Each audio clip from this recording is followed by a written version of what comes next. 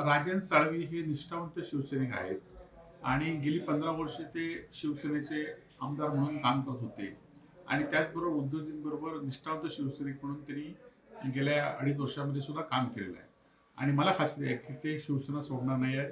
आज पक्षाच्या अडचणीच्या वेळी ते शिवसेनेवर राहतील.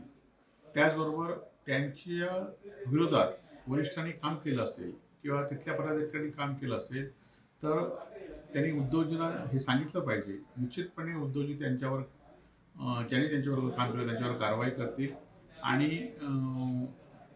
राजन साळवींना निष्ठावंत शिवसैनिक म्हणून आज जनसामान्यांमध्ये किंमत आहे, ती किंमत इतर पक्षात जाऊन होणार नाही आणि मला खात्री आहे की साळवी साहेब हे गेली अनेक वर्ष शिवसेनेमध्ये काम करत आहेत आणि ते शिवसेना सोडणार नाही.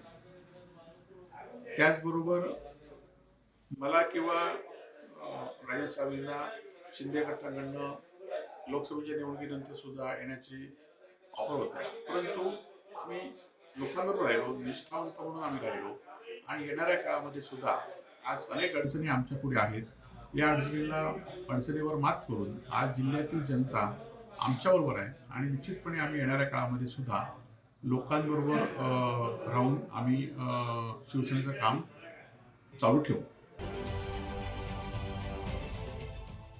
देश विदेशातील प्रत्येक घडामोडींचे लाईव्ह अपडेट मिळवण्यासाठी आता साम टीव्हीच्या सर्व सोशल मीडिया प्लॅटफॉर्मला लाईक, फॉलो आणि सबस्क्राईब करा. तसंच सर्व नोटिफिकेशनसाठी बेल आयकॉन प्रेस करायला विसरू नका.